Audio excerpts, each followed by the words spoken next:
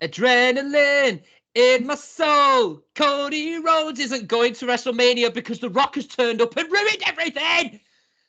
Yeah, welcome to the podcast. Here we're going to be reviewing Friday Night Smackdown from the 2nd of February 2024.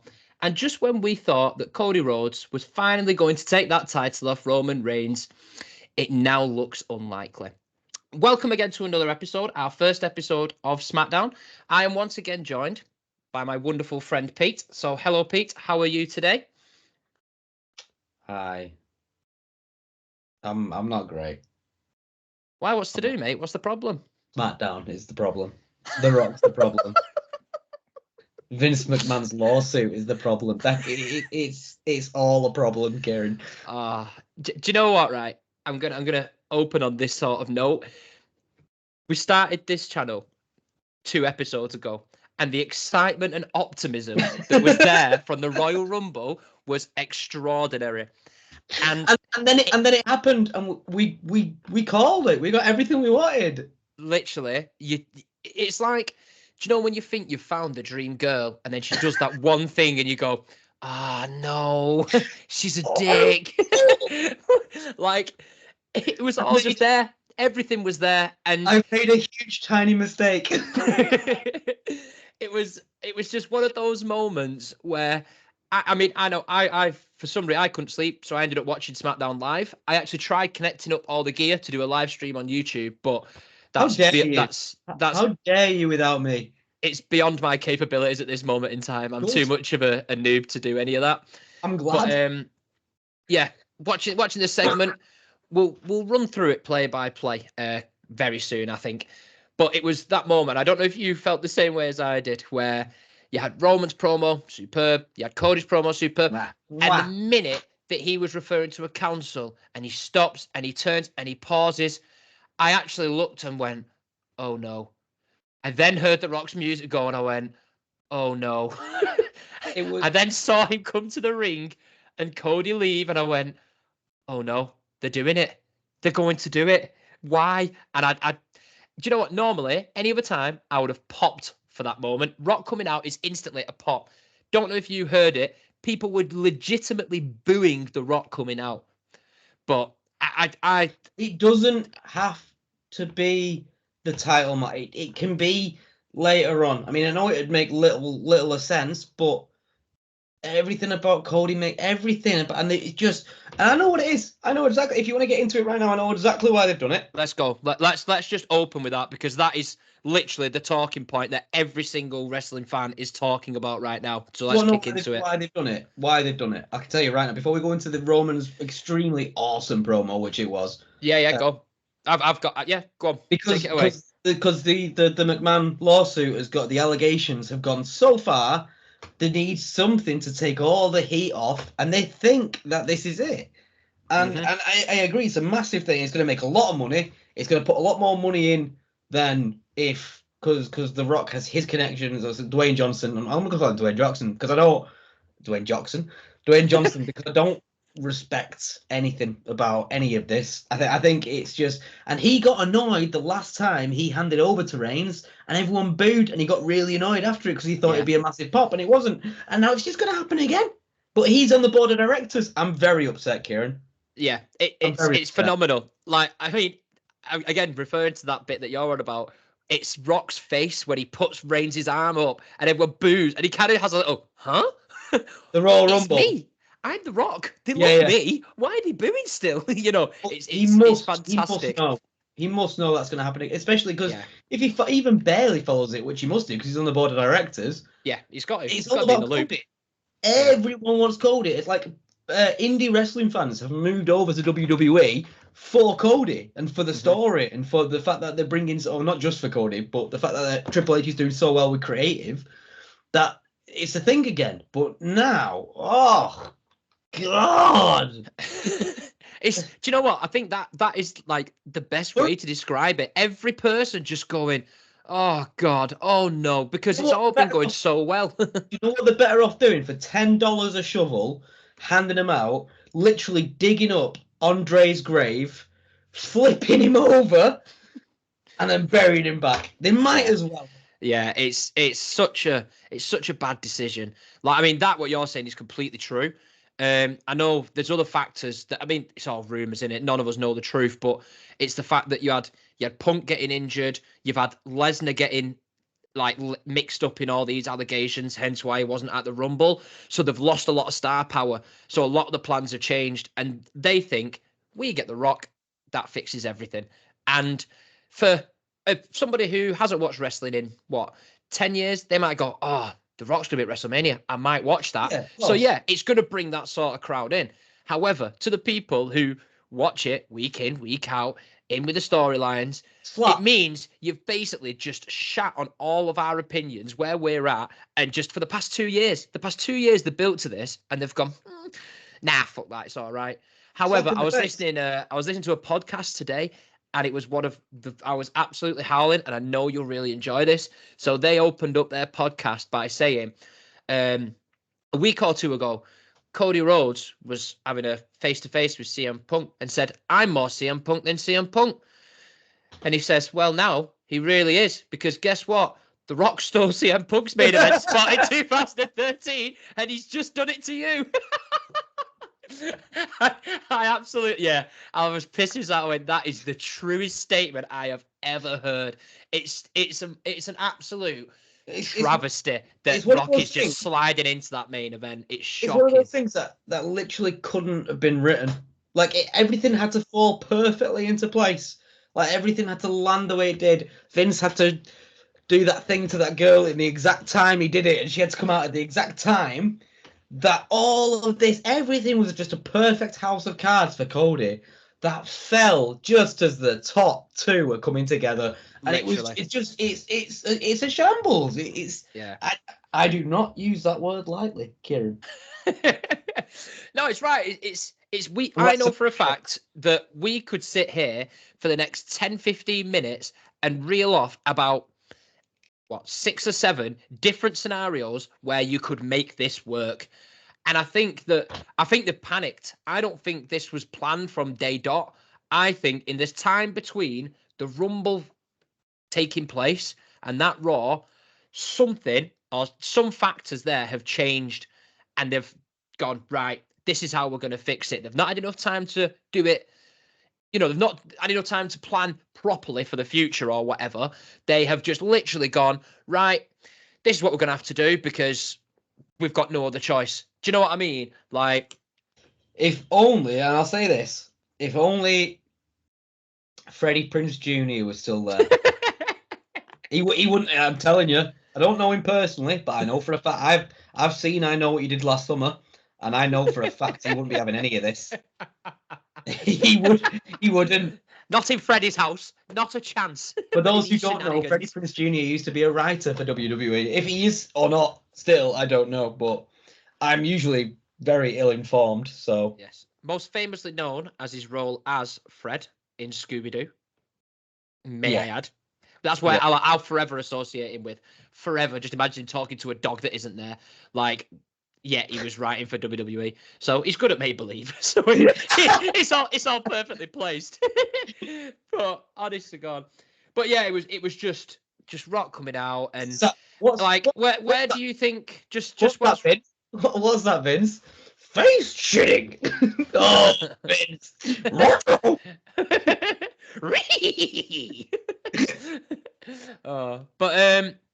Yeah, just I don't know. Whilst we're on the topic, where do you think all this goes? Do you think literally it's going to be Rock and Reigns at WrestleMania for the title? Do you think anything's going to change in between then? What do you think the aftermath of it be? You could have even shoehorned in Cody going for Roman. They're obviously they must be. I say this every episode, and I've been wrong. They must be now going for Rollins and Cody, because they could have had Cody facing off against Roman, all serious, and then they could have had a Rock come out, and it could have been a triple threat. That could have been done, and then Cody could have still finished the story, and Rock could have still. But obviously, the Rock wants his one. Everyone wants his the one-on-one. Yeah, but it's just, and plus, I don't know if you noticed as well. Like, I don't think. Maybe it was because of my pure ire and anger and everything like that. But I don't think The Rock, when he came out against Jinder Mahal, I was like, yeah. I know he fluffed his lines and it was a bit boring. But I was like, oh, The Rock's here. It's great. Awesome. Yay. Woo. And he said the head of the table thing. And I was like, oh, that's kind of cool. I like it because it's Samoan. You get it. You guys get it. And then all of a sudden he came out this time. And I don't know if it's because I was so fuming that Cody just literally, I don't even, what's he done? Is he handed in his ticket? Is it, what's the idea? But the fact that he comes out and I look at him and I think, man, Dwayne looks old. Oh yeah, like this, and this is it. We haven't seen him wrestle. There is a big difference between coming out and just slapping Jinder Mahal down to the floor and working what will be at least a 20-30 minute match with Reigns. Got to be. Fortunately, he's lucky because I reckon my dead nan could keep up with the pace of Roman Reigns' matches because literally it's just floors him. He walks around and just gives shit to the crowd and then does a couple of moves and then walks around and gives shit to the crowd. Well, how much of an entertaining WrestleMania headline second night is that gonna be? Like two guys gassed after 5 minutes trying to give each other shit while the other one lies down. It's honestly, it's such an anticlimax, right? And it's like fucking Cody who can keep up with the best of them. Yeah. You might as well just scrap everything, have Cody, Jay, and Sami Zayn in a triple threat, and have the most entertaining match of your life.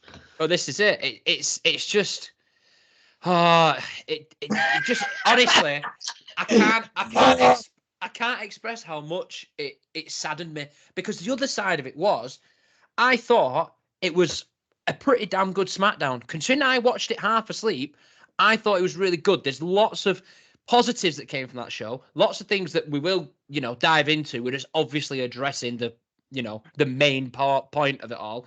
But I thought it was really good. And it was just to have that to then just cause, a spanner in the works to everything. I also really disliked the fact that they didn't even interact. Like, they just looked at each other, and then I saw that logo in the bottom corner, and I thought, you're not going to end it there, are you? And then it just went boom, black screen, and I was like, I have never been more disappointed to the ending of a SmackDown in my life. I was like, such a shame, but yeah. The only thing for me that was a tiny bit good about, like, I forgot for a millisecond, a nanosecond, how disappointed and what was going on was Roman's face when the Rock's music hit. I thought that was good. That's just vintage Roman Reigns. That's where, like, I tell you what, let's just get into the promo as a whole, whilst we're there. So obviously Reigns comes out, he opens it, and he's basically just, I thought this was Roman Reigns. This is like the best version of Roman Reigns. This is where he's good. When he walks around with his cockiness, his swagger, where he's like, listen, I'm the best. Like, he was just constantly. I'm sorry, were you not there for Suffering Succotash? No, okay. That's the most hilarious. There's so many hilarious ones. When he was the big dog and he's literally one-on-one with Cena and Cena's killing him, he's like like you could see him like melting, fluffing it. Yeah, and Cena was on it and was like, these are lines, you're supposed to use them. That's a dig. Do it properly. And it's like, I can't stand Cena. But in that exchange, my God, did Cena fucking out him. It was unreal. I mean, I don't agree with it, but it was unreal. He got given an inch and took a mile. Like, he had a little opening and just went, right, bang, that's it. I am ending you right now before you even think. That's what it is, though, isn't it? That's like people that if Roman was given half the chance to do it, if he was, I mean, he's better on the mic now, but only because he's afforded the time to be good on the mic. Yeah. Cena's just fucking quick. The Rock's quick. LA Knight is quick. Stone Cold was quicker than anyone. Like, yeah, that's the 50% part of what I get. 30% part of the main job. Oh yeah, being able to just, well, what is it, off the cuff, innit, where you just literally bang coming out of a line. Improvise. That I couldn't think of the words. I'm so glad you helped me out there. But yeah, Reigns is out there. He's basically just giving Rollins so much shit. He's just like, World Heavyweight Championship. He's like, who fucking wants that? He's like, oh no, my back hurts after 3 months of carrying the title. I'm like, yes, this is where he is good. A lot of people, from what I've heard, are upset about the fact that the pair of them are saying, the World Heavyweight Championship shit. No, the Universal Championship. Like they're slagging each other's belt off. Whereas I quite like it. I like that side of it where you're like, listen, you think you're the main guy? You're not. I'm the main guy. You know. And I've literally wrote down this quote that he came out with because I went on TikTok today and I must have seen about 25 memes with this exact quote in it. And it's like, it goes, you know, he's walking around the ring. He's got his swagger. He's got his microphone. He's like walking side onto like the main camera looking at him. And he's just side looking at it. And he's just like, sure, Reigns wrestles 10 times less than Rollins, but he makes 10 times more. He's like, you want to be rich? I'm rich. He's poor. You be me. You know, and he's saying all this. And it's like the memes are all like what you say to your work boss every day of coming into work or what your boss says to you and all that. Like there's so many that were coming out. But it's like Reigns is a living meme. Like when he's in his element in those sort of promos, like he was on Friday, like just the quotes and his swagger, the way he does it and all that, I think is second to none. That's when you're at top level Roman Reigns. I'm sure I said this in the Rumble prediction match, but I hate the fake laugh. Him and Seth Rollins are the same in that I hate their fake laugh. In that I know it's supposed to be a fake laugh, and I get that. I understand it. I'm not clueless. Master of comedy.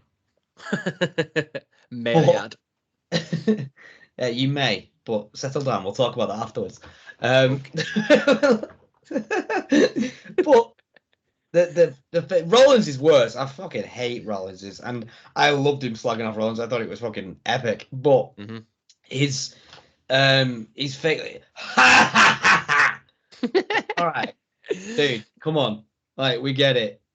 Just I don't think it's as bad as Rollins. Rollins' laugh is horrific, but I think Reigns is suited sometimes. I think Rollins all the time he does his I'm just like, no, please no. Whereas Reigns, it is kind of in that sort of that cocky, arrogant sort of sense. So I must admit it doesn't bother me like it bothers you, but it's, you know, it's still fucking good. But yeah, he's doing all his shtick. And then Cody Rhodes turns up. Cody Rhodes makes his entrance, and you're thinking, yeah, this is it. He's just, you know, been saying X, Y, and Z. Rhodes is out here. You know, he's out here. He's going to say, listen, I'm coming for you. I'm doing this. I'm doing that. You know, everything's hunky-dory. There's our main event set up. Not a problem. Everything's great. And Rhodes does that and comes out. And he's like, you know, I've been taking counsel from a few people. And, you know, like, Seth Rollins' offer was interesting. But, you know, carries on going on. Oh, I want that title. That's what I'm here for. But not at WrestleMania. And you kind of see everyone kind of go. As soon as it happened, I was like, the only way it could have been rectified after he said that sentence was if you heard, and then he comes down. He goes, "You two son bitches gotta wrestle tonight." I don't know. I'm turning to Teddy Long, but let's have a tag match, players. Right here tonight. But I don't. As soon as he said, "But not WrestleMania," everyone, literally, it wasn't even no one gasped. Everyone was like, "I beg your pardon." Yeah. It was. I think that for me was the real turning point in that segment. You know, I love a good segment.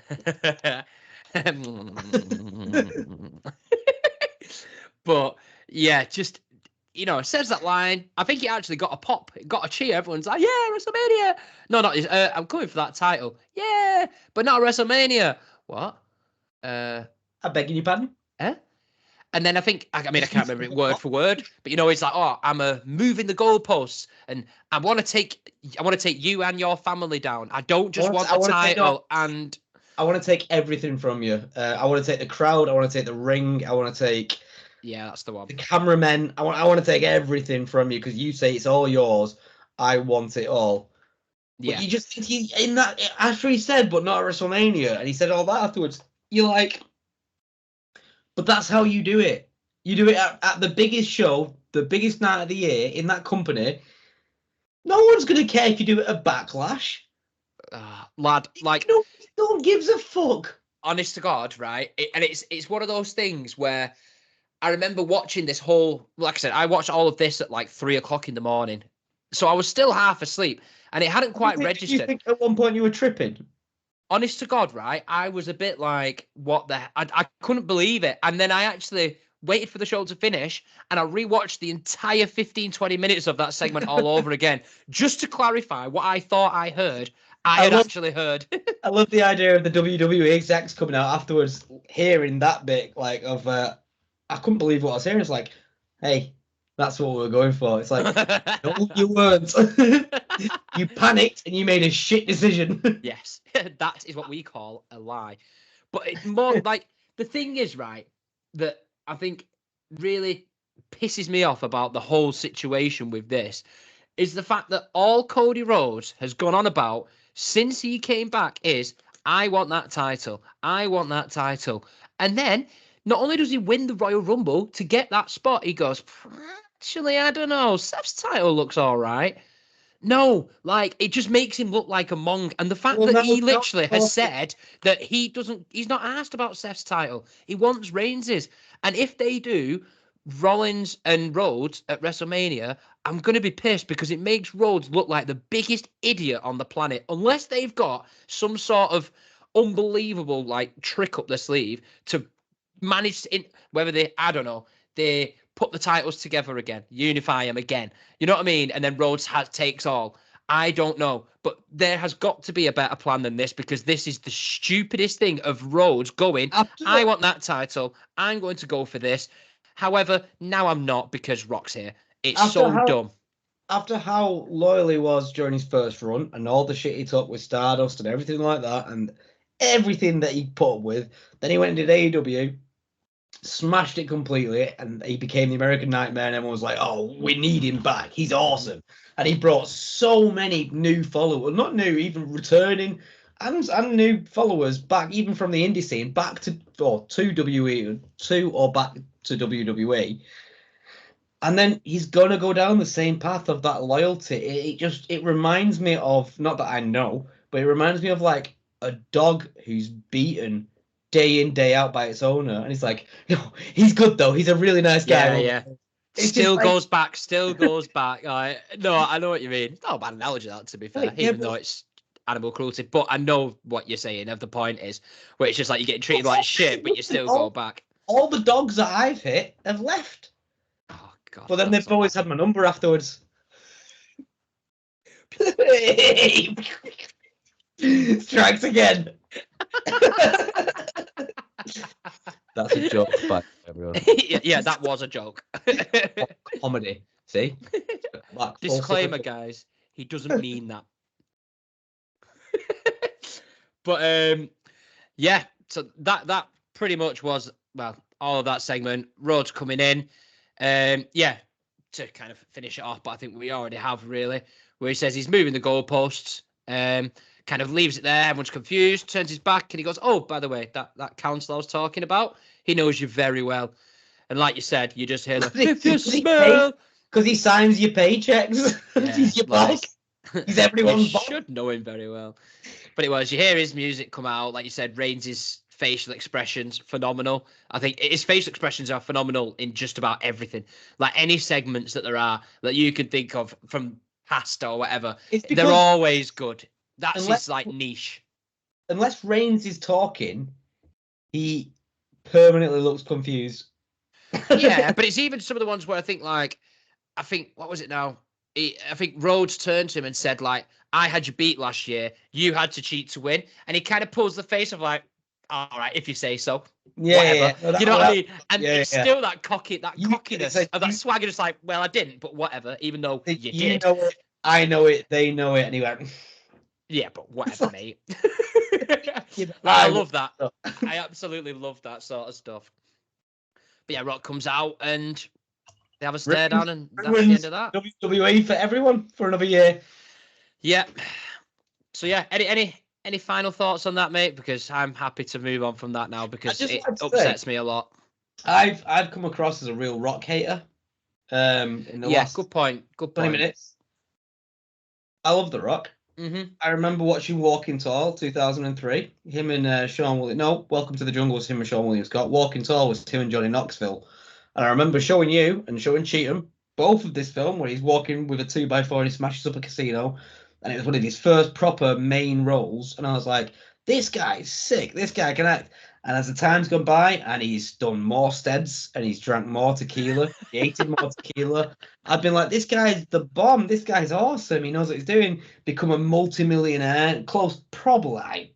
I mean, it could be a far reach, but I imagine close to a billionaire. I mean, the guy's got his name on everything. Like he is. If you Google Under Armour, you will find a photo of The Rock within 2 pages of Google, like without a doubt. Yeah, if not less. Yeah, but he should know better. Mm-hmm. That's my issue with it. He should.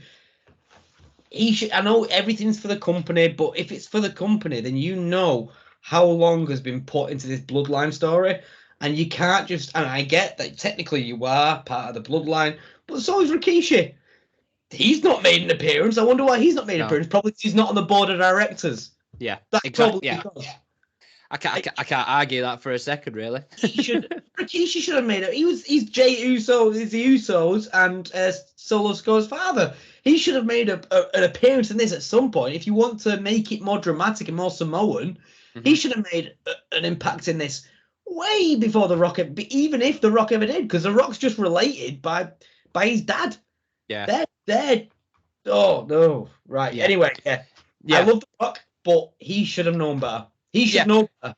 I will sign off on that by saying the same thing. Like, our generation, our era, you got into wrestling because of The Rock, and Stone Cold. That was your main two dogs. No. But they were the main. Everybody knew who they were. Like, unbelievable. Again, like, agreeing with you. I'm not hating The Rock. Am I hating The Rock that he's still going to be wrestling in 2024? Yeah, I am. I think yes. To see him and Reigns is a dream match, something I would like to see. But to take that away from someone who should be there and has earned the right to be there is wrong. And it has received that backlash. So, like, for growing up for us, like, superb. But it's knowing your role. It's knowing your role. Went for a little reference there. Didn't even realize it. But I think even more so, to back it up, is the fact that this near enough exact same thing happened to Punk in 2013. They've done this and realized it's a mistake. Do you know what I mean? Like, yeah, it brings eyes to the company, but it's so similar. And it's the fact. Realize Vince McMahon sexually assaulted a lot of people 10 years apart. I mean, and here we are. What has changed?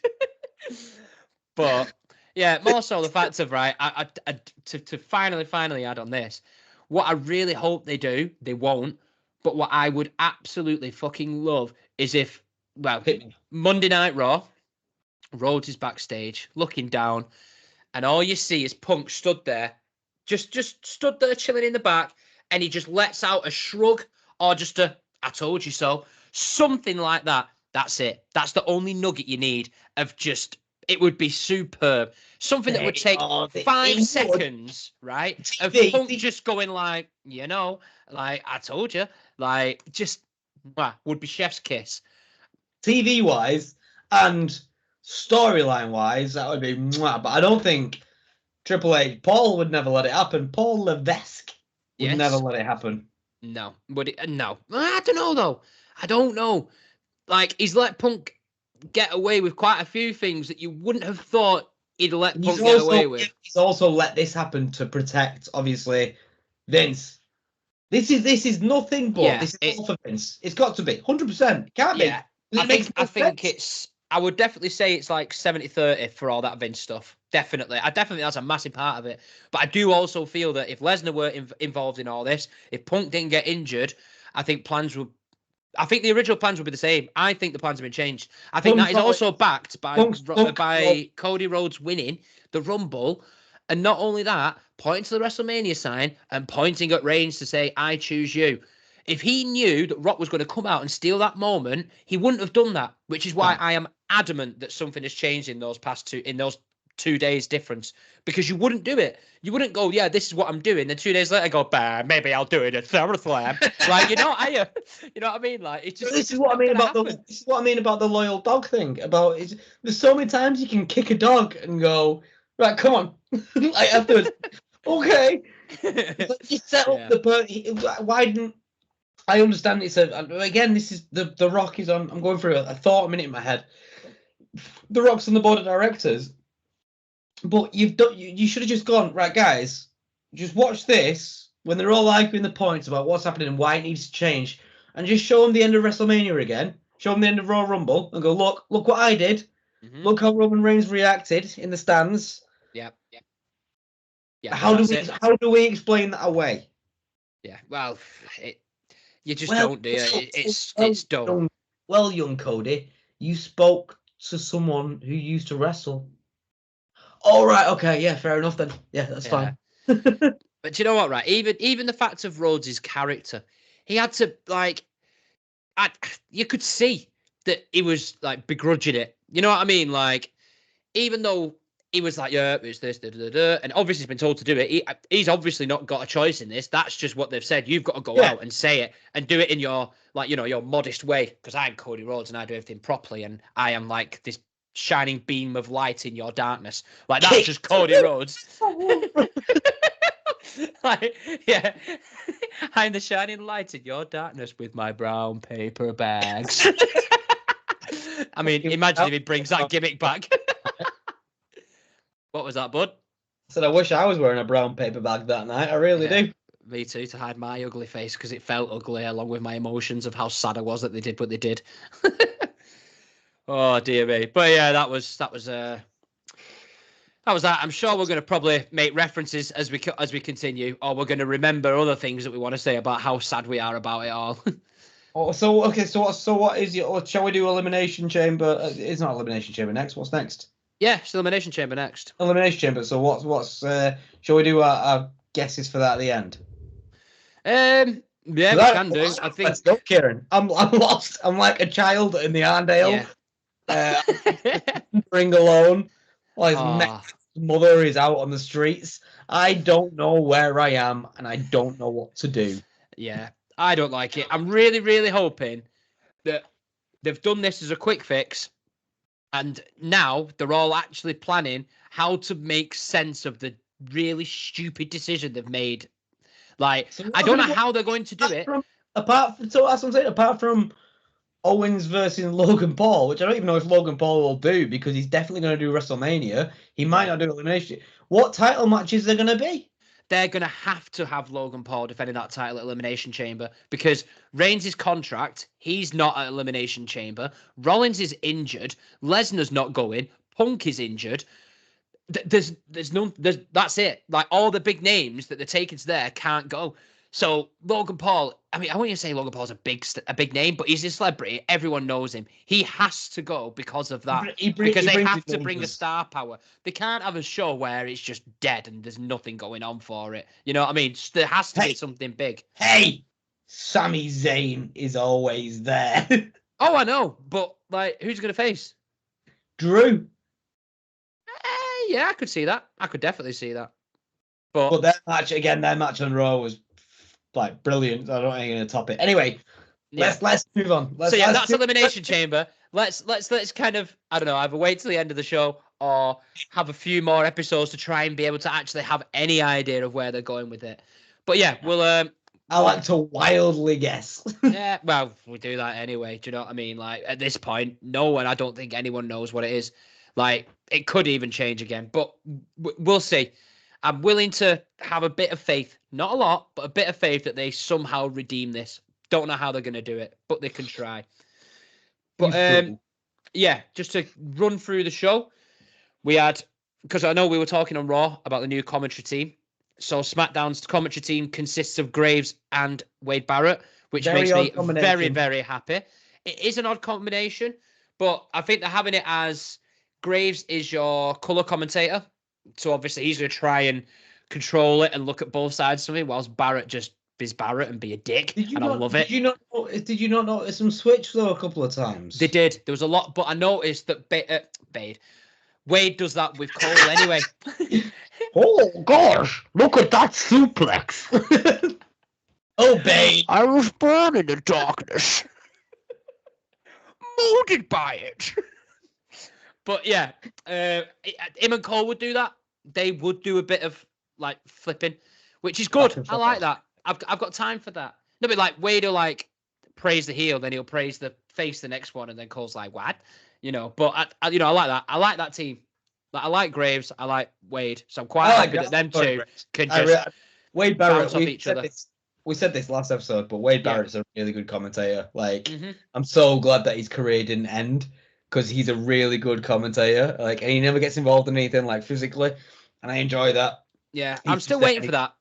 He's just a big bitch. He's just like a huge baby back bitch, and he just they're giving Logan Paul. Logan Paul's the man. Have you drank Brian? Brian's great. Yeah.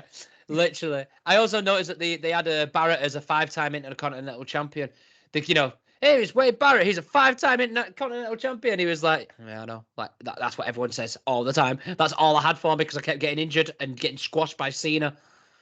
Don't get me started. Let's not even get down that rabbit hole. Well, I don't want to get around that because boo the Nexus, but carry on. Yeah. Right. Okay, so, on, bro. I'm not even getting started into this because I'm not even starting that. So Logan Paul comes out, his music hits, out he comes, does his usual dickheadish fucking shit, of just being like... His laugh is just like Seth Rollins, but when he does it, I believe it. Yes, because this is what I mean, because that is his character. His character is him, and he's a massive dick, and it's great. See you next Tuesday. He is. Yeah, literally. Like it was just the standard stuff of just coming out there and saying he's good, saying Kevin Owens had to cheat to win, like, mocking the fact he took the piss out of Rollins and Punk at one point. He's like, oh, my back really hurts. Oh, I've hurt my arm. I'm like, I love that. That is what your heel promo should be. Of just taking the piss. Not to, I don't want anyone to get really angry with me over the internet, but he's like old school Eddie Guerrero, just being able to push buttons. Mm-hmm. He knows how to make you as a viewer go, oh, yeah, I'm so angry. But it's insane in this day and age. So you're like, oh, go on, yeah, it's great. It is. It's like it's if you're there in the crowd watching it, you're like, boo, you're a dick. But you watch it on telly, you're like, fucking love that. Like, they're good. They're good, like little one-liners or whatever. Like, I like him. I do like Logan Paul. Got a lot. I know we've spoke about him quite a bit in the past, but I think he's just doing really, really well. I mean, just this character of him being himself, essentially. Yeah, and he can wrestle. He can do it. He can do it all. Like, yeah, what a really superb fucking guy he is. But, does his normal stuff. KO comes out, and I think, again, they start going on about the brass knuckles, stuff like that, and always kind of turns around and goes, well, yeah, I did cheat. You're right. I cheated, and I got caught, and that's my bad. That's on me. Like, I know better. I've done it in the past. I've done loads of these sort of things, and I get away with it. He says, this time I didn't. That's my fault. I should have chucked him, and I didn't. Blah, blah, blah. Logan's just kind of saying, like, listen, it don't matter. You're not getting another match. Like, I beat you. Like, you got disqualified. I win. That's your fault, I think that's the main thing to focus on, him saying, and how it's going to come about Kevin Owens getting his rematch, because he's going to get a rematch, because he's going to get the US title. That's coming. Yeah. And I think in the long run, I think it's going to be a Sami Zayn, Kevin Owens feud again. Not feud, but a US title match eventually down the road. Yeah. I mean, it could, but I don't want that. I want Sami Zayn to be world heavyweight champion at some point. I think the US title is beneath him. Sami Zayn deserves massively deserves that one opportunity to be the top guy on a Raw or SmackDown. I think he warrants that. He's earned his right to get it. And I just don't think the US title is going to justify that. It's like the rumors of the big payoff apparently is going to be LA Knight and Logan Paul at WrestleMania. And LA Knight's going to win, and that's going to be his big payoff. And I'm like, is it though? US title's a leapfrog title. You know what I mean? That's not. Yeah. I mean, yeah, it'll be his first title in WWE, but is that the big reward for how he has literally made himself relevant by himself? May I add? Well, this is a completely different conversation because we've got to talk about where LA Knight, where's AJ Styles going to go, where's Randy Orton going to go, if he's going to retire or not. We've got to talk about all that. So that's a different episode. Let's concentrate. Yeah. Let's concentrate on what happened. That was me. That tangent was me. I apologize. Sorry, it's my bad. Nah, it's all good. But the be on end all was Logan Paul turning around saying, I beat you, you're to the back of the line, you got to earn your chance again because there's other people I should be facing. You've had your opportunity, you've blown it. That's it. He's scared. Which basically scared. translates to Kevin Owens is going to get another rematch. Like that's essentially all that meant. But then, whilst that happens, Theory's music hits. He comes out. Owens and Theory match. I thought was all right. You know, I don't think it was anything special. It was just a standard. Do you know what? Him and Austin, Austin Theory and Grayson Waller were underutilized as a tag. They could have been a really dirty, nasty tag team, like that people wanted to hate. Yeah, now you've got Legado del Fantasma. There you go. They're the ones that you're supposed to hate, but they would have been perfect because the whole point of them is like they boo, hate them, but they're just using them as cannon fodder for Logan Paul. And yeah, they are at the minute because they're all very similar. They're all dicks, really, aren't they? It's like Grayson Waller. I like Grayson Waller. I think he's got potential because it's just like he just reminds me of an Aussie early days Miz. Like that is Grayson Waller of just yappa, just chatting shit constantly and like just getting beat. But I don't mind it. You what? Sorry. Constantly getting leveled. Oh, without a doubt. But I think the thing is with Theory and Waller, you can switch it like that. They've just not got any plans for them. So at the minute, they're just literally licking Logan Paul's ass and taking L's. That's all it is. But you know that they can change that and make them relevant and important. And I think when the time is right, they will come good. It's weird to do that though. Just like literally 6 months after they had Austin Theory beat Cena. Yeah, the biggest. Well, I mean that is due to WWE booking. Because they made Theory beat Cena and then proceeded to do nothing with him. Yeah. They just was like, you keep hold of this belt, but you're not going to defend it. You're not going to do anything of any relevance. You're just going to look like a mug. And also, it makes no story sense as well in the long run because it's the same title that Logan Paul's got now, who he's defended. Yeah, mate. And you think, it's a matter of pride. It's not. No. These are the things. Telling them what to do. Yeah. These are the things that WWE do where they go like, please don't remember this. Please don't remember this. Like to a casual, they don't. But to us, we're like, hang on a minute. He wants that title. He just has that, you know, and they just go, poof, it's forgotten now. Vince McMahon goes to bed every single night going, please don't remember this. Please don't remember this.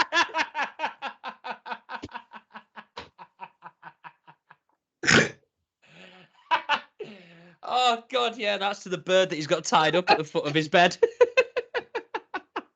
John, people up there live, laugh, love on the wall. Oh, go on, I want to hear this. Go on. He's got, please don't remember this. On the way out, on the fire exit. Honest to God, that fucking got me good, that. Well played.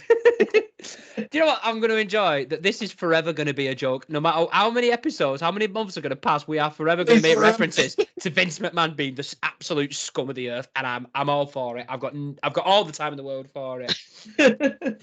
Honestly, fucking hell. But to get us back on track after that, yeah, Owens Theory, it was an all right match, standard SmackDown match. Just the whole point of that match was for Owens to win because they're going to just push him for a rematch against Paul. I would not be surprised if you had Owens and Grayson Waller next week so he could beat him and then go, yeah, beating you little bitch boys. You know what I mean? And that's the end of that, essentially. Then moved on, had a backstage segment outside Nick Aldis's office.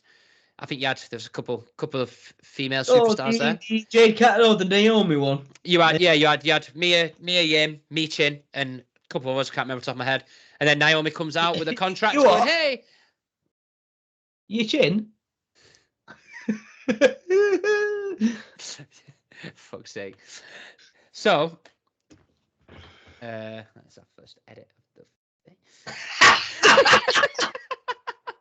the Let's get Pete's bad jokes out of there, yeah? So Naomi walked out of Nick Aldis's office with her SmackDown contract. She has signed to SmackDown. Yay, good news. That'll boost the women's division on SmackDown, which I've got time for. All for, yeah. Yeah, I like Naomi. Good character. She was good. Well, she's a solid worker. It's almost bizarre to think that I don't know if you remember that. She was one of the Funkadactyls when Brodus Clay came out with his ridiculous dancing one. Do you remember? And I there was did. Naomi and Cameron. She made a feature at... It was at a WrestleMania. It was 2023 Rumble. She actually came back to just... No, I mean the spot. Brodus Clay bit with the Brodus, that whole thing was at a WrestleMania. Because I Not his remember debut. He had a match there, but it weren't his debut at WrestleMania. No, but doing that skit, doing that bit with the girls dancing, that was at a WrestleMania. I'm sure he came out with them. It was just them two he came out with all the time. Because they used to say, oh, the Funkadactyls are here, Naomi and Cameron. Or Cameron and Naomi, whichever way you want to say it. I'm saying that was at its bizarre. Yeah, I'm saying that they included that spot in a WrestleMania. That's how far it's come in the way that, good God, WrestleMania used to be shit. Well, it was in the Vince era, wasn't it? Vince turned around and had this, like, Brodus Clay's character of being dead serious and being this absolute monster to making him dance from Planet Funk. Like, that's where Vince was like, that'll be funny. It's like, no, Vince, it won't. I like that. That was good. Like, you're really good. yeah, come here, bitch. Come on down, you rapist. Have you seen someone who's edited that? Where that line of him saying it, and then it's just him going, no chance. What you got? It's fucking brilliant. But yeah, anyway, Naomi, happy days. Like she obviously left when she left with Sasha Banks because she wasn't very happy with how things were going. So come back, return, SmackDown. I think she'll do well. I think she'll fit right in. Speaking of someone who'll do well and fitting right in, Tiffany Stratton slides over there and goes like, hey, I've got a contract too. I'm signed with SmackDown as well. I can see you're itching. Go on. Do you not think that Tiffany would have been better placed on Raw? No. Do you not? No. I mean, I'm old school. I will always prefer SmackDown to Raw. And I like because Raw is so much like, that's like the flagship. That's the A show. They got all the best stuff. It just makes me root for SmackDown more so that when SmackDown get like some decent people, it gives them a chance to shine. Well, Rey Mysterio was the face of SmackDown for years. Yeah. Yeah, good point. Carry on. I'm not saying that there's never anybody good. I mean, Reigns is essentially affiliated with SmackDown. If you saw Reigns like going to Raw, it would look weird. It wouldn't look right. You know what I mean? You can't. It's like Taker, you go SmackDown. Rock, you go SmackDown. You just kind of like affiliate people, wrestlers with brands. But yeah, I'm always I like SmackDown. I like it's got a little bit of less time. I like that they promote the wrestling more. Maybe not so much on this week, sorry. But normally you're gonna get some solid work out of it. And I think Tiffany Stratton, I think she's the full package. I think she's the real deal. Like she's excellent in ring. She's good heel. Used to be an American gymnast for for USA America. She did, and that's why you have her doing like cartwheels on numerous occasions during matches. Fairs, it's something unique, isn't it? It's like, oh, someone for a punch, cartwheel. You're gonna try to get me to suplex, cartwheel. Like you can, you can't have your reversal as a cartwel every single fucking move. That's good wrestling. That is good wrestling. Wrestling cartwheels. What's your favourite part of the wrestling? My favourite part of the wrestling is when the girls do the cartwheels. What did you say?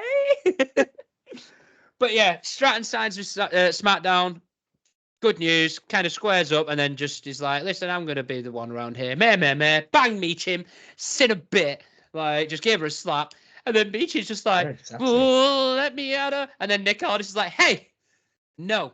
And she's like, you better give me a match tonight, I swear. Meechim has got a deceptively different voice than her face makes her look. Weird. It's so weird. And then it was the fact that I think Nick Aldis was like, yeah, I'll make that match. Like, I'll make that match tonight. And she was like, bet. And I'm like, no, it doesn't match. You could put her in Brooklyn and ask her to like order a beer and she'd be fine. She'd get no trouble at a bar. But you could also ask her you could also put her in, let's say, a ramen place in Japan and ask her to point at the menu and no one would say anything. I I'm just saying. I'm just saying. Like you could put her in both places. One with the voice, one with the face. And here we are. What a world!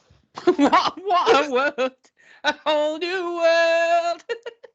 What a bloody world! Oh, honest to God.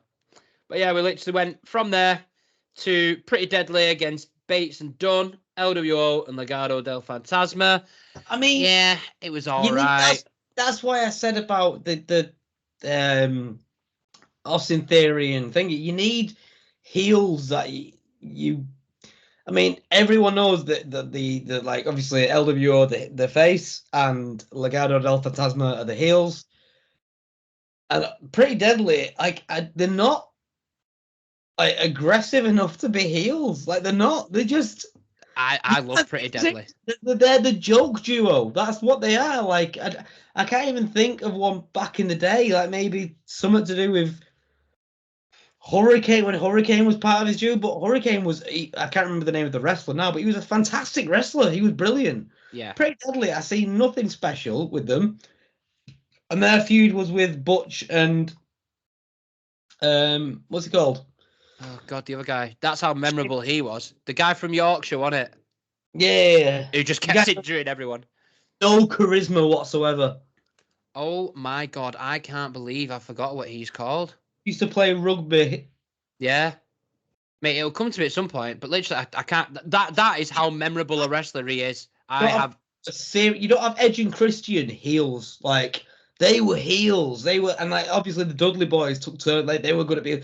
Hardy Boys were always faces, near enough. Ridge Holland. That's what he was called. Ridge Holland, yeah. Ridge the Fridge. Bless his cotton socks. But go on. But you don't have face. You don't have heel. A bad tag team. I'm not being funny. They remind me so much of Edge and Christian, Austin Theory, and I think Grayson Waller. Because they are the exact same. They yeah, cheeky the boys, but they'll do anything they'll cheat to win. Yeah. The conniving. They are Edge and Christian of the new era. And I think they've got the heat to make people boo them. People don't like them. They get a reaction. Whereas it's like Legado del Fantasma, they do a bit, but it's not to that extent. Like I don't think you can't put them as the top heel team, for example. No. Whereas I get what you're saying. With a bit of work, you could put Waller and Theory as that top heel team in a heartbeat. You know what I mean? Very easily. You could give them the tag team titles. In the next year, you could give them the tag team titles easy. Yeah. And people would hate to love them. Well, yeah. The rumours are they're going to try and turn Theory face. So they're going to have them two with their little buddy friendship. Then Waller's going to turn on him. Then Waller will be the heel and Theory will be the face. That's what the rumours are. They did that with Zack Ryder and The Miz, and it bombed completely. It worked until they decided to get rid of Zack Ryder. It weren't Zack Ryder. It was Alex Riley. Alex Riley, sorry. Because Alex Riley was his protege, and Alex Riley's finest moment from eliminating himself from the Rumble and totally botched up the entire plan that they had for that Rumble. Honestly, it's one of the funniest things you'll see, because even when it is, it's like he kind of like jumps over the ropes, and then there's supposed to be like a little struggle where he doesn't get eliminated, but he does. But as he jumps over the rope, he tries to grab the top, misses. Second one, kind of gets it, but loses his grip. And if you get it right and zoom in, you could see Alex Riley's face go, it's incredible. And because he was supposed to get Cena eliminated or assist in it, he was supposed to be in the ring. So he had to go to the back and then turn up 15 minutes later to be like, yeah, let's get him. And then pull the ropes down on Cena. It was something along those lines. He had an involvement to do it, but because he botched that, he had to go back, and he never recovered from that, ever. That was a lot better. I mean, they weren't tags, obviously. They were more just like one and his little buddy. Mm-hmm. But I could see it with that, but I can't see it. No one likes Austin Theory enough. There's no way. You've got to involve probably a diva, and then you don't call them divas anymore. You've got to involve a female wrestler, and you'd have to have Austin Theory being horrible. You've got to have maybe kicking a dog backstage. We brought it third time in the same episode. You're going to have to involve some sort of animal cruelty or something for everyone to actually go and Austin Theory to go, no, Grayson, not on my watch. Not Look to that defenseless puppy. And then everyone's like, oh, right, yeah, no, Austin's a good guy. Other than that, I don't know why you think Austin's... No. I completely disagree, and I will give you my case in point now. If you went back 12 months ago, would you be able to tell me that The Miz gets cheered by crowds as a face? I couldn't tell you what I did 12 days ago. Yeah, the point is, Miz was booed by everyone. Everyone hated The Miz. Nobody could stand him. They've managed to make him a face. They will find a way to make him a face if they want to. Because I don't think anybody is impossible to make face or heel. People might not be able to progress on it and actually make it work, but I think everybody can be a face and heel character. I disagree with that comment, but let's move on because the clock is ticking. We've already hit our hour, so let's keep going. Bears. Yeah. So from that, the Fatal 4-Way with the tag teams, they managed to basically set up. They did that so that the LWO could do their spot they did in NXT. I don't know if you saw it, where they have a man on each corner of the ring. Well, the two corners of the ring that's leading up towards the ramp, and they kind of literally. God, I can't remember what they call. Was it Cruz del Toro? I think they kind of like they bounce on that rope to give him that additional leap to do you want to go viral? Some distance. Yeah, it was a super because they did it in NXT. Because NXT they do a lot of that sort of stuff, and it kind of goes under the radar. But that happened. It was like you've used a SmackDown team do this unreal move on NXT. Why are you not doing that on SmackDown? People might have an interest in them if they start doing cool things. So that's why they kind of implemented it there. Sadly, people still don't particularly care about LWO, and they won't. But that's just because of how they've been booked. They've been booked as losers, so they're going to be seen as losers. You know, they won't until Ray's back in, and as soon as Ray's back in, boom. Yeah, but even Carlito, yeah, but I think it's Cruz del Toro and the other guy. Like, no one cares because they haven't done anything. There's no character. There's no anything. Like, even the stuff with Legado. You'd have them cut a promo. You'd have them say something, do something. They didn't. Like when it was not Andrade. I always get him muddled up. Oh, God. Santos. When it was Escobar. Oh, Escobar. You know, when he was in the ring and they was like trying to plead with him. Why have you done that to Ray? And they came out like one by one and Zelina slapped him. Like, even then, they gave him no sort of character. It was just sad.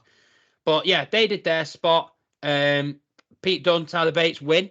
Which you think is now, I don't know if it's going to be confirmed or what. You think that's really going to start pushing them to a title match? No, because it's them versus the winners of, they're going to do the same on Raw this week. Yeah, you're right. You're right. I don't know what show they're going to do it on, but they're going to do a maybe Elimination Chamber. But I can't see them waiting for that long for the tag team match. But because the tag team match will have to be an Elimination Chamber, which Judgment Day will win. Yeah, most probably. But so it's going to be Raw this week. It's going to be tag teams on Raw, which will be Street Profits and fucking everyone. Street Profits are SmackDown. I don't think they'll be on. Oh, are they? They're SmackDown with Bobby Lashley because we will come to them later on. Good plug. Indeed. But yeah, then it's a Raw one, and then the winners of the SmackDown, winners of the Raw, have a fight wherever that'll be, and I imagine that'll be on the Raw actually. Probably to lead to that Elimination Chamber match against them. Yeah, or SmackDown afterwards, and then to the Elimination Chamber against Judgment Day. Yeah, it's hard to say. I don't know what the Raw teams are. I don't know if they'll announce that, but I have a sneaky suspicion we might see Miz and Truth involved in that match in some capacity.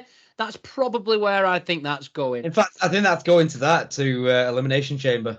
I think that's going to be your big match. Do they win? Do they not? Who knows? But yeah, that was that. Then cuts to, which I'm really upset about, right? Because until the end of this show, this is what I was going to open with because I thought this was fantastic. This whole two-way segment, let's call it. But we'll start off with Damage Control backstage, and they're just kind of, mocking Bailey a bit, doing this, doing that. Just basically. Whoa. What language are they mocking her in? Well, they were mocking her in Japanese. Although Io was saying like the odd thing in English, which was quite funny. They was like saying Japanese, and then he was like, haha, yeah, Bailey sucks. And then like carrying on, like it was so funny because like a big fluent Japanese conversation, and Io was kind of like, here's the gist Do you of not? it.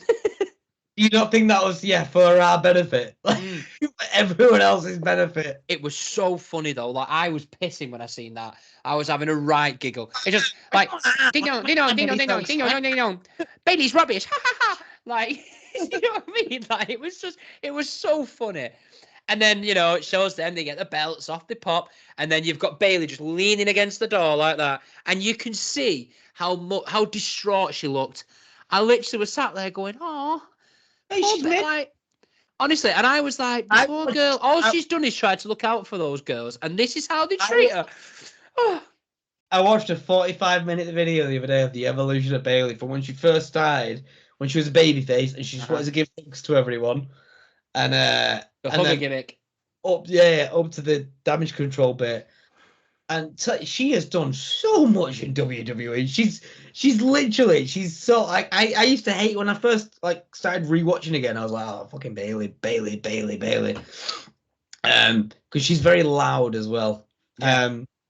But then when you go back to the start and you watch the evolution of it, they've done it so well. And if she's got to take the title. She's got.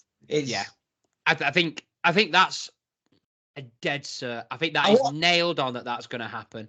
I'm intrigued to see the build up over especially with the Kabuki Warriors, because they're an awesome tag. Yeah. They really are. Yeah. As a tag team, like Asuki's awesome anyway.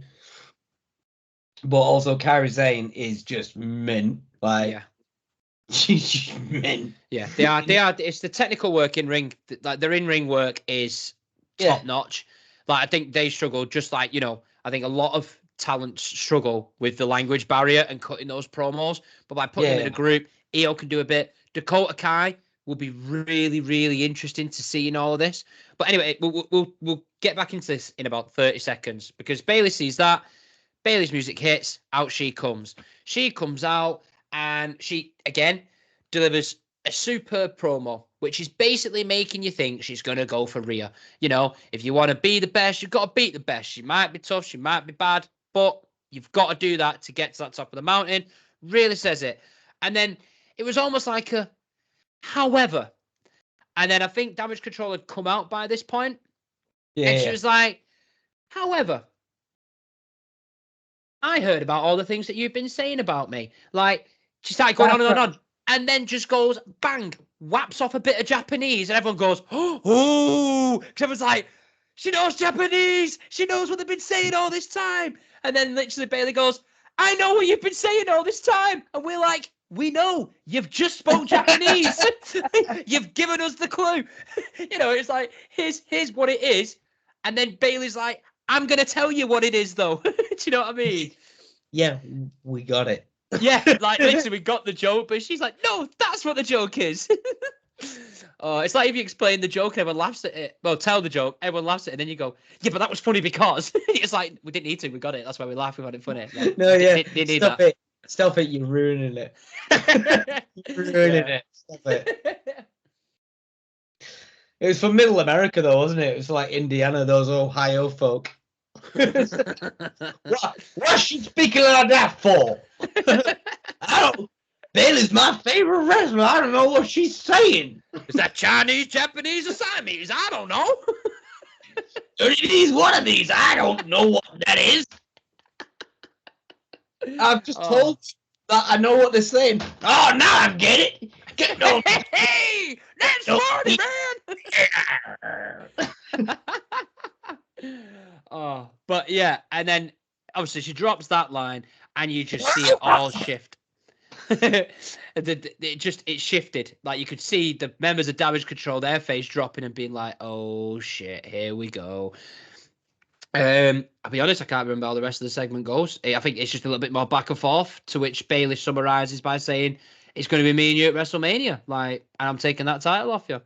And she gets battered, and then out comes the lead pipe. Oh yeah, God, how did I forget about that bit? Where she just leans over where the steps were, weren't it? And I think the one part, I think I enjoyed the fact, I don't know how they did it, but the sound of it, like the They managed to nail that at one point. They just kind of got it. It did like, obviously, the guy on proper. So they did the first one. And the second one, you just heard the ting. And I was like, well, that sounded like she actually fucking hit her. Yeah, no, it's Io Sky's got, not Io Sky, sorry. Kairi Sane's got brain damage. It wasn't a noise. It wasn't added. It was just literally. It turns out Bailey's a racist. Like, we never knew. That's what her plan was all along.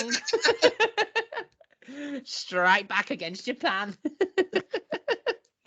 Oh, but yeah, you know, she comes out with lead pipe. That's how she gets the better of them. They roll out. She goes, listen, WrestleMania, it's going to be me and you. I'm taking that title, which I am very happy about. I'm very, very surprised that they did that this early. I think one reason they did that this early was because of what happened later on, that they wanted to give different talking points. I think Tiffany Stratton 100%. wasn't supposed to sign tonight, but I think they wanted to put talking points out there to forget what was going to happen later on. And it worked until they did what they did later on and spoiled everything. But we will not go back into that again. But yeah, it's good. It's right. That's where the story should be going. They just did it a little bit early, but it was all very well played. I really enjoyed Bailey's promo. I thought it was really good. We then had the joy of Final Testament versus Street Profits and Lashley. I know I said on a previous podcast, and I still stand by it, I just don't care about anything Karrion Kross does. I have lost interest. I've lost hope until there's something significant that happens to make me have a real interest in it. Until they reveal his middle name. Sorry, until they reveal his middle name as Curtis with a K, and then it comes out as KKK.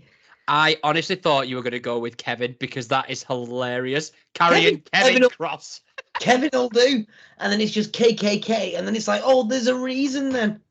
Like, now I get it. Oh. Like, I already get that it's supposed to be. That's why he's targeted Lashley and the Street Profits. Oh.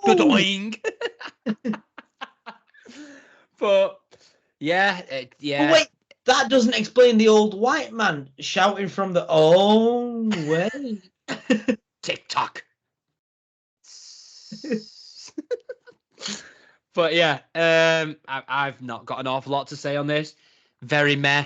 Not a lot of interest. The main talking point was that Scarlett intervened in the match, and B-Fab came out and made the save, and she aligned herself with Street Profits and Lashley, which is good. They teased it a month or so ago of having Lashley and B-Fab chatting with each other backstage and stuff, but then they dropped it. Yeah, it went nothing. Now they picked it back up again. Fine. At least it's got a purpose.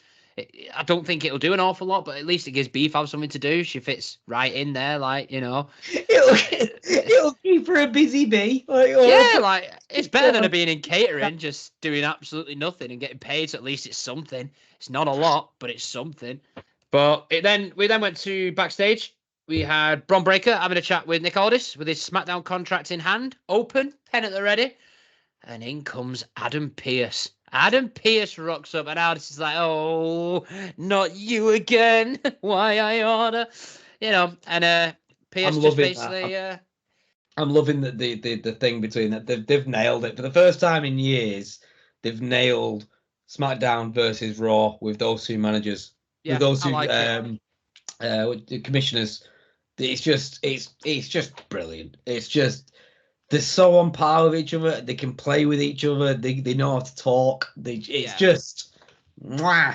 I think what's really effective about it that works so well is that it's not being shoved down our throats. They're not involved in every single segment. They're just there when they need to, and it works. Tiny little bits. Yeah. What is it? Less is more sometimes. Like, you know, it's not like Aldis opens the show. Aldis is doing this. Aldis is doing that. No. No. It's just literally just little bits. No. You know, where he's just kind of just dropping in, Pierce is turning up, and it's all the constant conflict of I'm trying to sign someone. No, I want to sign someone. Fine. I've got time for that. I'm all right with that. That conversation then turns into Pierce saying to Bron Breakker, come to Raw. Like, I'll give you a contract offer. I'll let you know what's going on. Bron's like, yeah, actually, go on. I'll wait till Raw. Takes the contracts. Off he pops. In comes Jade Cargill, which she receives a enormous pop, by the way, which I like that you could hear it. Sometimes you In can the hear her back. pop in an interview, yeah, and sometimes it's just like a light cheer. That was a loud cheer, like that. Good, I like that. She's been Well, recognised. you heard it. You heard it at Royal Rumble. It was Oh yeah, insane, and oh she without a killed it doubt, at Royal Rumble. yeah, fantastic. I think I know we touched upon this. I think in the Rumble And review, she's stacked, man. she is enormous. Well, she's not enormous. She's just She's ripped. not. She's It's not. You literally she's take her enormous out, in height, but stick her arms out of it, just like a body picture, and you think, oh, she's lovely. She's, well, I mean, she is anyway, like, regardless of the muscles. But you think, oh, it's a girl, like, you know, she's a slender girl, she's a petite girl, and then you zoom out, and she's yeah, just. she is ripped. Like I am very, very excited. And I just pray that they book her right and do the right things because she will be so good. Like, it's just there to be made. She kind of goes in there and literally, she's like, I think Pierce kind of says something to her. She's just like, nah, sin a bit. Off you pop. Don't want you here. Starts having a little chat with Nick Aldis. And yeah, I think it's inevitable that she's going to go to SmackDown. Again, why I'm happy she's going to go to SmackDown. I think she'll get lost in the Raw clutter of the top stars that are there. Whereas I think in SmackDown, she will shine and she will come good and she will work with good in-ring workers to improve her. Then she can get pushed into Raw when she's going to be that top dog. I think there's too many big names in there. I think she'll get lost. Let her build up a little bit in SmackDown, then push her to the moon. I think that's the perfect route for her. But yeah, I concur with all that. Yeah, it's the wait and see, isn't it? It's the wait and see where it goes. And it's look at the end of Royal Rumble, and we're like, we're right, we're done. Happy days. It's all going to end up as we want it.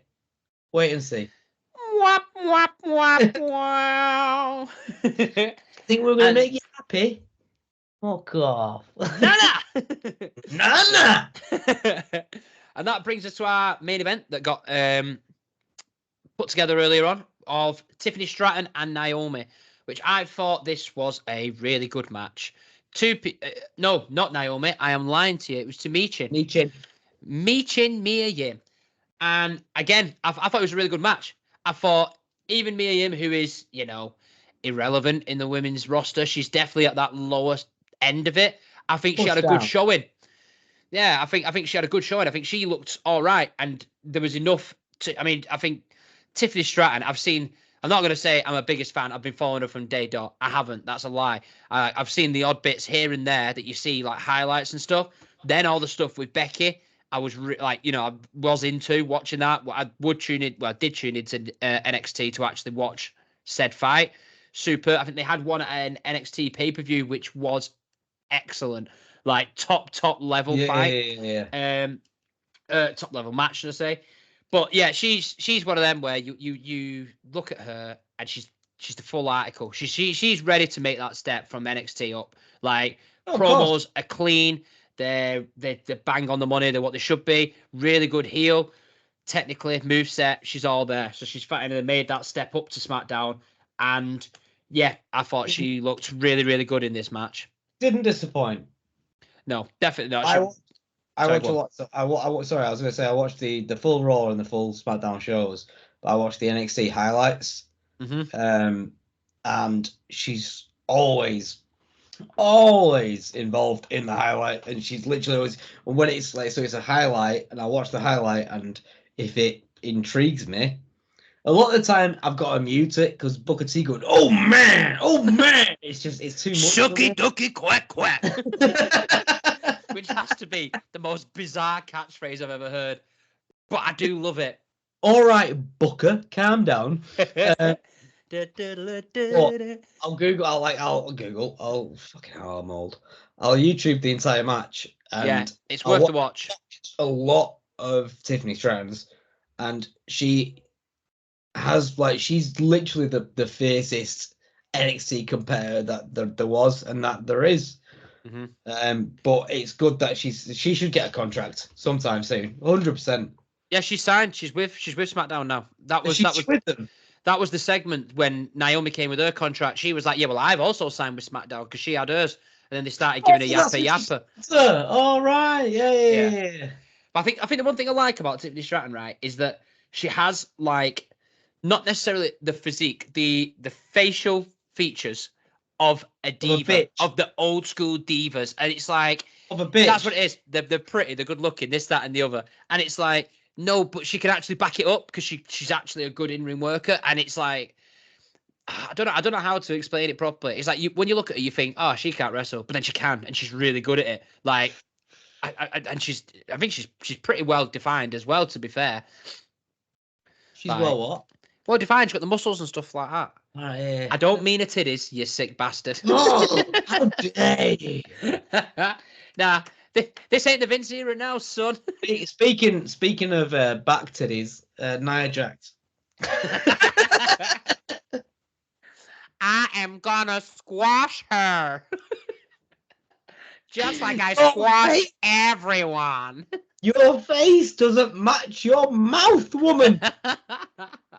We're not getting into another Nia Jax slagging off segment. We're not doing it. I've not got the energy. We've got Raw tonight to do that for. Oh, yeah.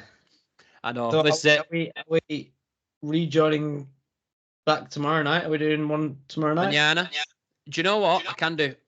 I can do tomorrow night if you are free. I can squeeze that in most definitely. That'll free me up for the rest of the week then. Yeah, but that's it. I think because we both had busy weekends. In the case of I'm free in the AM, and I'm like, oh no, I'm not free in the PM, and so on and so forth. We struggled to get together, but we've got together. We threw this together, which is good. But yeah, just to summarise briefly, just to sign off. I'll throw this Pete's highlights for you. What is it? It's called Pete's highlight reel at the end of it. Pete's highlights, Kieran. What are Pete's highlights for you? What are my highlights? Do you think of SmackDown? Highlights. My personal top 3, mine, and I'll get yours. It put me on the spot here. So I think the best 3 for you. I think the Bailey bit. I think. Would you count that as 2, or would you want to count that as a whole as 1? That's a whole as 1. So count that as a whole as 1. I think the Bailey thing. No. Yeah. So it depends which bit you mean. So you have to define.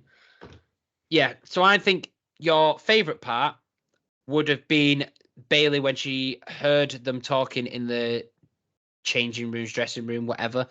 Then the actual promo from Bailey. Mm-hmm. Third, God, I don't know.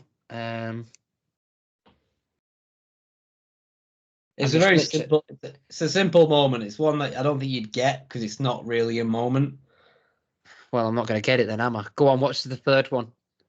So the first one is Bailey announcing Io Sky. Is the bit with the crowbar. So the first bit. First. What you suggested as first is third. When she heard, that's third, and second is when Cody's music hit. Okay.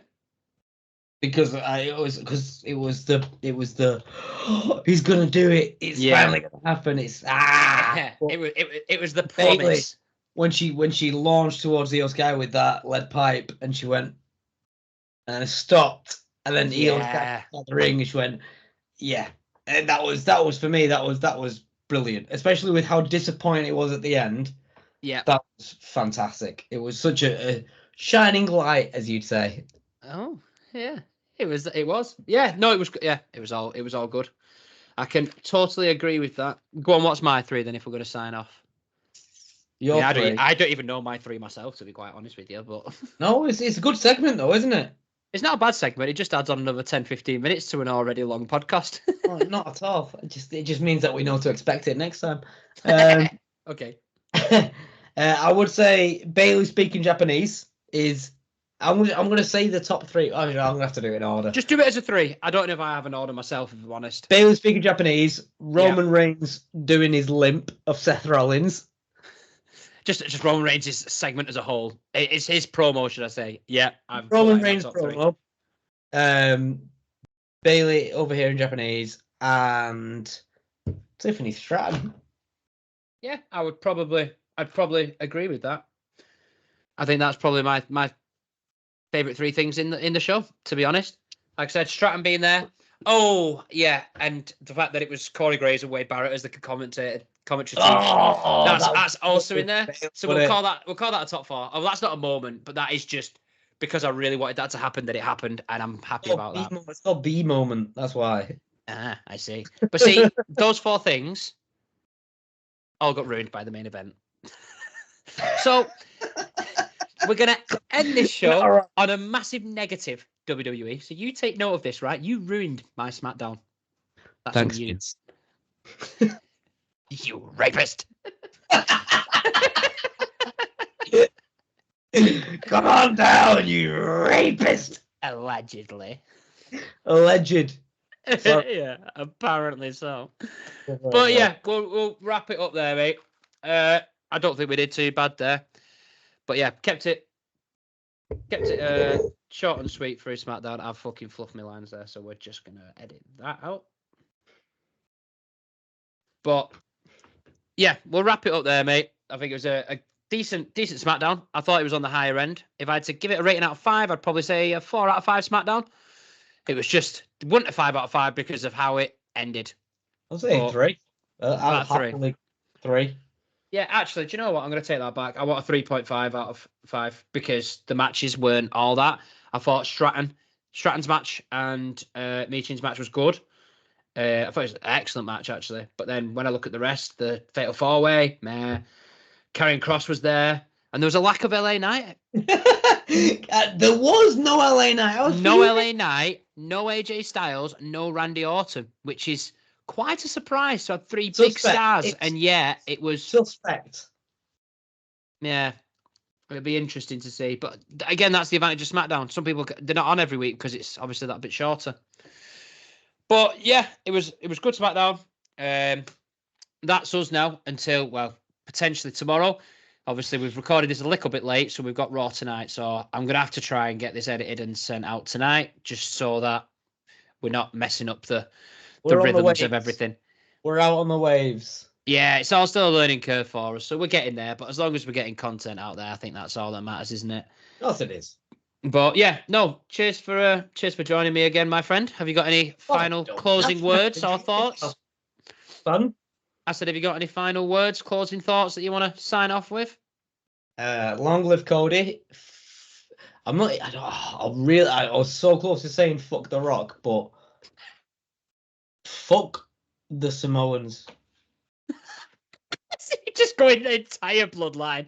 Fuck a lot of them. Right, no, I'm just upset. They've given so much, but they've taken all. Yeah. We'll end after a good reviewing of the show. We'll end as we began, of what a shame about that main event and that decision. And I really do hope they manage to somehow pull this back, redeem it, and just make it work. I don't know how, but that little part of me really hopes they do. You have faith. Yeah. I do not. Someone has to. But yes, if you are listening out there, you have joined us for this podcast. Adam Cole. I know, baby. But thanks for joining us. If you could potentially like, share, subscribe, comment something, just to try and keep promoting the channel. And hopefully we'll be back tomorrow or Wednesday with our Raw review. Thank you again for joining us, and peace out, hombres.